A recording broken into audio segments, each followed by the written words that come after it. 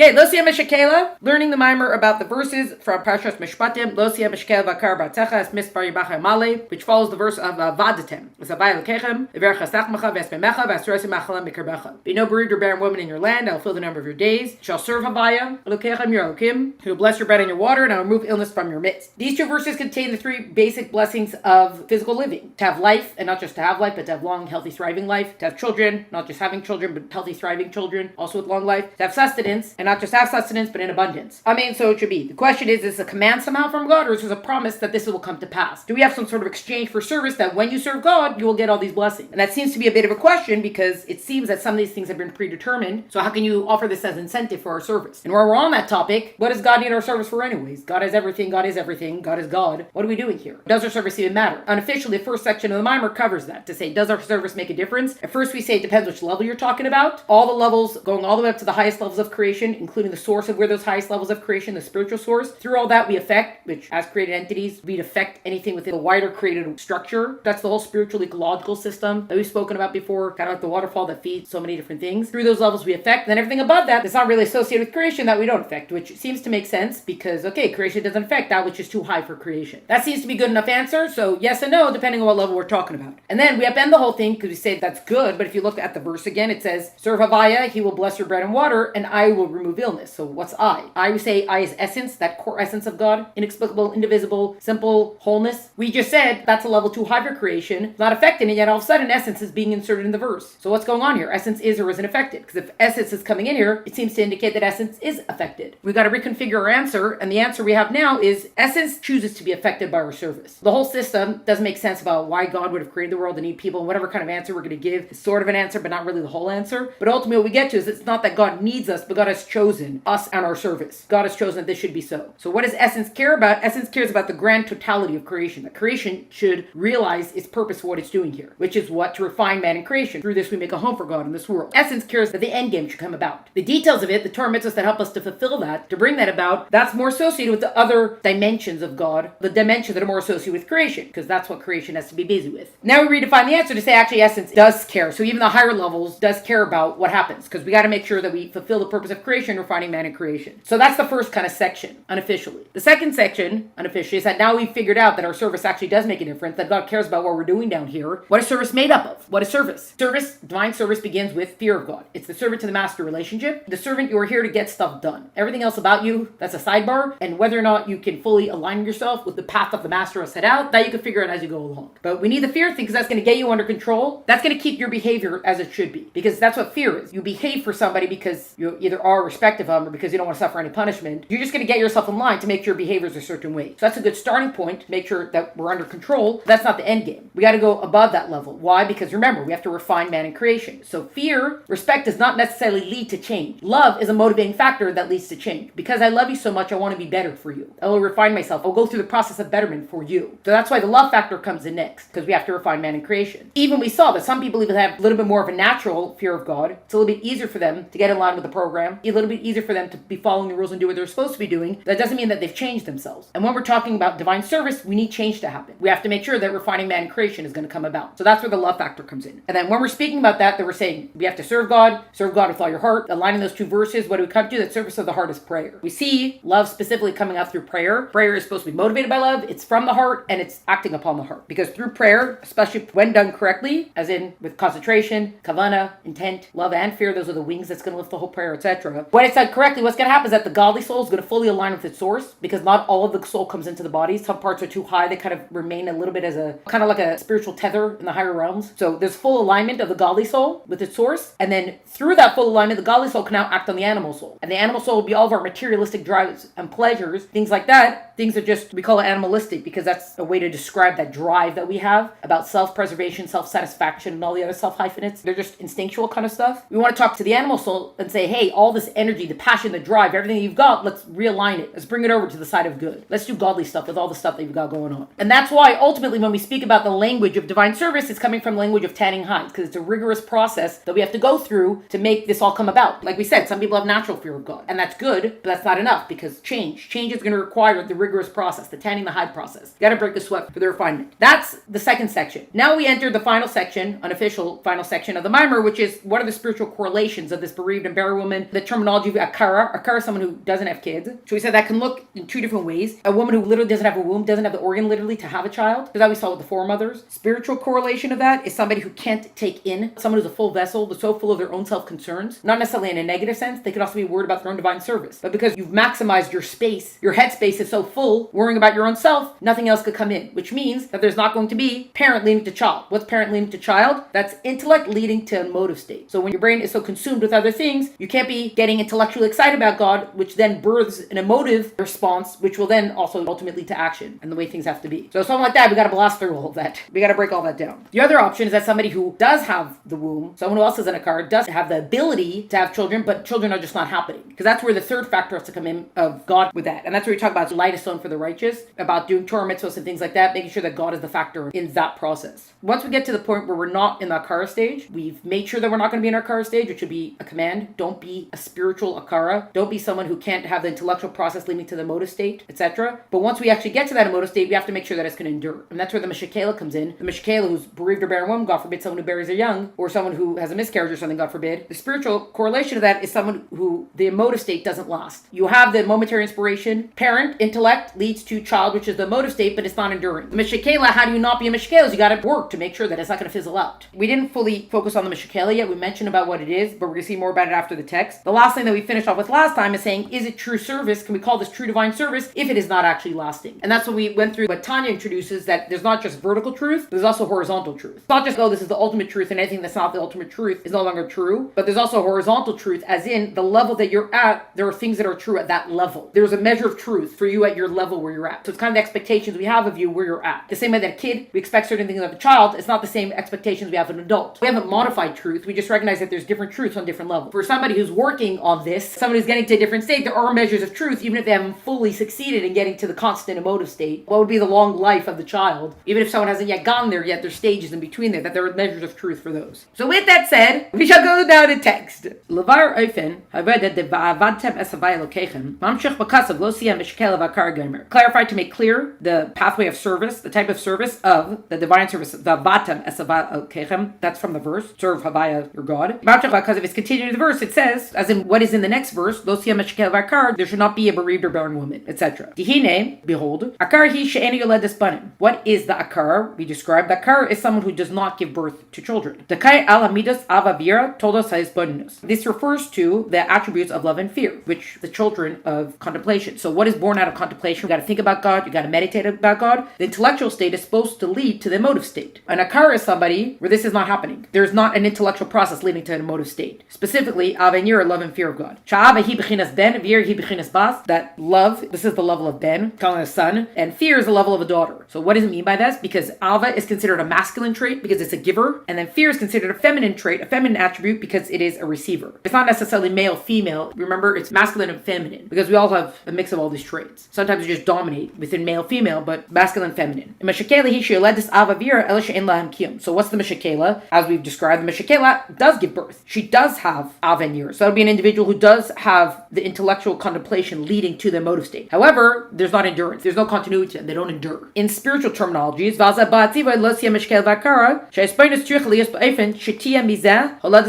this is where the command comes in. Remember, as a command or a promise? The command comes in here to not be, there shall not be a Mishakelia Vakara, because contemplation has to be in a way that's going to lead to the giving birth of the attributes. So all of this done correctly. Remember, divine service done correctly means that there has to be the intellectual contemplation that's going to lead to the emotive state, give birth to the emotive state, which will then lead eventually to action and doing all the things we're supposed to be doing. That the attributes like love and fear have to be sustaining. They have to have endurance to them, continuity. Thereby, the service, the divine service of you shall serve Havaya Lokechem will be as it should be. So only when you have contemplation, the meditative state, intellectual state leading to the emotive state enduring, that's when it's all going to be done correctly. A very Inyan. Now, to explain the matter, explaining it even further, that an akara is someone who, God forbid, doesn't give birth. This is something that there's two levels here. Bechina Aleph, Shafilu, Beis Valad, Beis Matron, Einla. That this is somebody who doesn't even have a womb. We saw with Sarah and Rivka. We saw with the foremothers. Hanu, She'enla Kli Kibul Lakabal Hahirayon L'Tzorach Haleda. Meaning, this is to say that he doesn't even have a Kli Kibul, like a vessel to receive. As in, she doesn't even have a womb, basically, to become pregnant, which is what you need to be able to give birth. So this is an anatomical way, but in spiritual way, you can't be receptive. What what is this in divine service? So what does that look like in spiritual terms? That there's no womb, as in there's no intellectual excitement, as in there's not the intellectual process. That through that's going to be how you give birth. That through this is how the emotions are born. This is how the emotive state comes through, and that's going to be revealed in the heart. You don't even have the intellectual state. And what does it mean, someone who's in a car that doesn't even have the womb? It's not just that they don't have love and fear of God revealed in the heart. It's not just that they don't have the emotive state, which would be what's called dullness of the heart, so your heart is not feeling it. He doesn't even have the excitement of the mind, that they have dullness of the mind, which would be almost like apathy, a lack of caring. So it's not just, I'm not feeling it in my heart, but I still have the intellectual process can still take place. It's like, I don't know, even that's not happening. There's nothing to get the mind moving, so that the entire process could take place correctly. Why? How is somebody in this state? I don't feel about God, I think about God, I got nothing. Well, there's a reason for that. The reason for this is that they're not a vessel that's receptive. They're not open to receiving light of God and think about God, etc. Someone is so stuck in their own head. They're so consumed with their own self-concerns. Getting out of that would be removing the self. Remember, the servant has to put himself aside. Getting rid of the self-hyphen is what's going to free the person from the state. That's because he's a full vessel. And the way of flesh and blood, the attributes of flesh and blood, is that a full vessel doesn't hold. People, they max out at a certain point. I can't take any more right now. My brain is too full. I can't handle anything else right now. God's not like that. People are like that. So a person is so full of their own self-concerns, it's not necessarily negative stuff, but I can't think about anything else right now. And you can't think about anything else, you definitely can't think about God. You definitely can't get to where you're supposed to. And behold, when a person is a full vessel, this is, he's full of his own wants, his own personal wants. You don't even know that there's something lacking because you're just so concerned about your own selfness. And it's not even necessarily that these are coming from the Yetzer Hara. So we're not even saying that it's negative concerns, because then we could all say, okay, get rid of the bad stuff. This would be a desire, a want for things that are forbidden. It's not even necessarily someone who's got the wants of the Nefesh HaBahamas, the animal soul, which are for permitted stuff. For even though these are permitted things, the taiva for them, a desire for them, even though it's permitted, this is a demon of a Jewish nature, they say. Nevertheless, it's still not okay. Which is kind of the language that's used to describe in Tanya, where it talks about things that are forbidden. That is a foreign demon. That's not the natural state of the Jewish person. You're not just born deciding that you want to do all the things that are forbidden. Instead, that's what we went through the whole process about how the Yetzer Hara tries to get you to toe the line, and only then, once someone gets numb to that, then they could cross the line entirely. Here we're talking about things that are permitted. Where does it say I'm not allowed to have 3 pieces of cake? Well, unless you're starving in a desert somewhere, you don't have 3 pieces of cake because you're just indulging yourself. And when you keep saying yes, yes, yes, you become the spoiled child that you can't say no to anymore. You can't hear no, you can't say no, and then eventually you could get to a point where your cravings and your desires will overtake you, and then you're just acting in service to them. You say, yeah, but it's not anything forbidden. It's not evil. No, it's not, but it's you not being in control of yourself. And when you don't have mastery over yourself, you can't then get to the refinement of yourself. Tanya especially, Chassidus cares about this kind of stuff because what's necessary for the refinement process is being able to control ourselves. Now we're taking it to the next level. It's not even necessarily forbidden things. It's not necessarily permitted things that you shouldn't indulge in. But even things that are the wants of the nefesh elokis, of the godly soul. These are desires that are holy desires. Someone wants to sit all day and just study. We need you for other stuff right now. The Rebbe is sending out a shluchim. Okay, your spiritual state is not going to be what it could be if you would stay around Kadai. You could go to Farbrengens all the time and do all the different kind of stuff. But we got a job for you to do. Society's on fire. We got to go save people. It's like they say the story, the guy comes into the yeshiva, everybody's learning in the yeshiva. My horse is stuck in the mud, I can't get it out, my cart's stuck. And they're saying, no, we can't help you. No, we can't help you. You could help me, you just don't want to help. No. We're in our holy pursuit right now. We're studying Torah. And yes, it is a very good and holy pursuit. But the guy needs help. Behold, if he is so full and busy with his own wants, to even say that he has a sense, a talent almost for this kind of avodah, for this divine service, very capable of what I'm doing right now. I'm very good at this thing that I'm doing, so I can't pull away from it. This avodah wants this when he doesn't want, and in Yiddish, we'll take this divine service, not this one. I'm very good at these 5. We'll stick to these 5. You got 613 mitzvahs. They got to get done. What has to be done now? Thereby, he becomes a full vessel that can't hold anything. So again, it's not just negative stuff. It's not just permitted, but you shouldn't go there. It's even holy stuff. Even that could fill a person up. So thereby, he's not able to hold on. He can't grasp the truth in his mind and in his intellect, that through this he's going to have the intellectual excitement. Because he can't take in, he's not the receiver, so he can't get to the state where the mind's going to be churning, making stuff happen to then lead to the motive state, etc. Divine service is not going to be as it should be. This is the command. Don't be in a car. Don't be a person who's so full of your own self-concerns that you can't take in. The second kind of akara, she has the womb, she has what's needed scientifically per se, Ela she'eina yoledis, but for whatever reason, she's not giving birth. We know there's a possibility like that, God forbid. Everything seems to be in working order, and yet for whatever reason, they're not having kids. So here in spiritual terminologies, there is a womb, as in they are a vessel to receive, to know and to be excited in the mind. But from this is not coming, from this is not being born, the motive state is not being revealed in the heart. Everything is in order, it should work, but it isn't working. What do we have with this akara? Behold, that the same way that in the physical world, how does birth, how does conception, all this kind of stuff happen? There has to be zriya, which would be a planting, like an impregnation. It happens through the koch, the strength, the might. It happens through the power of the Ein Sof. There's three partners in creation: mom, dad, and God. There can be mom and dad, but there has to be God also. Correlation. Same way that we have this in the physical sense, we have this in the spiritual sense as well. That in order for there to give birth to the motive state, there has to be this matter of planting, the matter of sowing, which would be basically impregnation. Arzra Latzadik, referencing the verse that a light is sown for the righteous. What is that referring to? This is the sowing the seeds of Torah mitzvos. Torah mitzvos bring light down into the world. This brings the godly sense into the world. Through doing this, we are able to draw down the power that would be able to get someone out of the akara state. We need God's help basically with this. This is specifically coming through a higher power. This is calling